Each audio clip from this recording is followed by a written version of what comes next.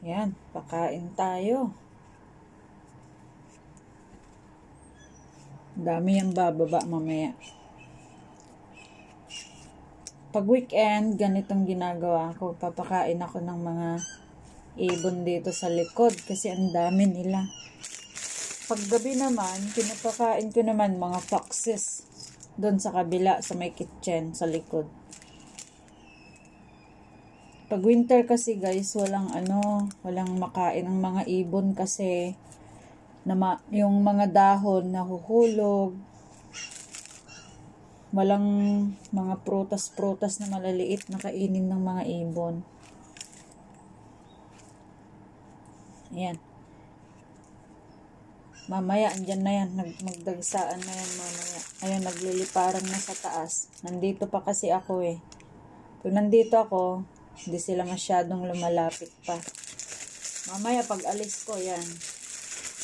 Pupuno yan. Talian nyo na! Yan. Dami na. Nasanay na siguro yan sa akin. No? Ayan. Noong unang pagsak ko pa lang, ayan, ganyan. Takbo sila.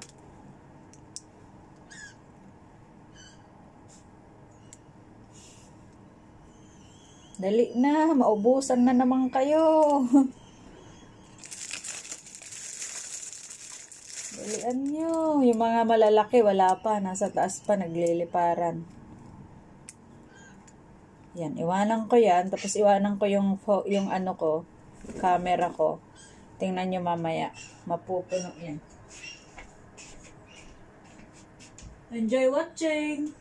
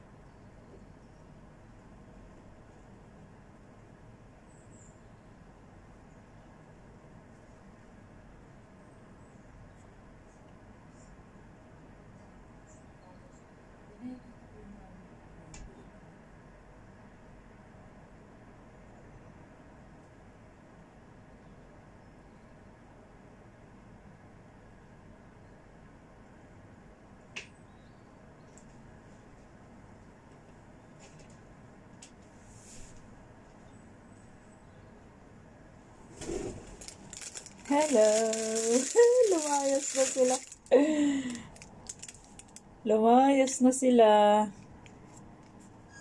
Naglalagay lang ako. Babalik yan mga yan.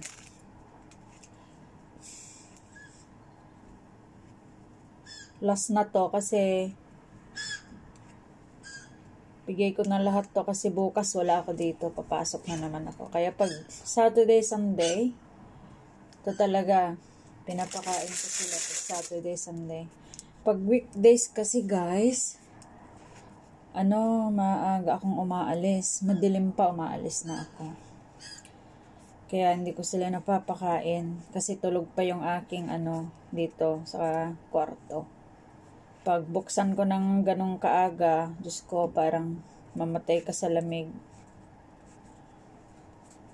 -2, ganyan. -2 degrees, ganyan.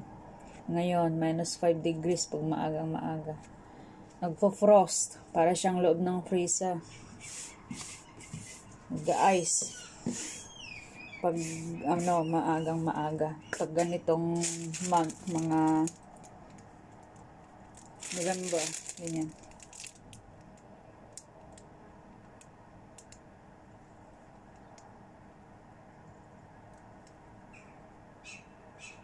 Yan, iwanan ko na naman kayo. Pero sarado ko na tong pinto kasi malamig na.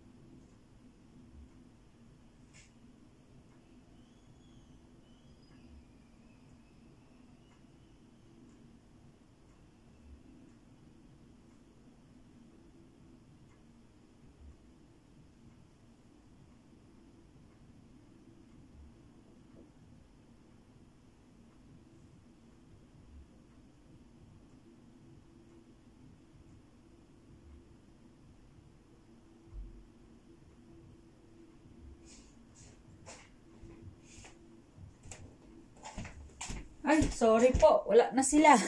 Lumayas na yung mga ibon ko.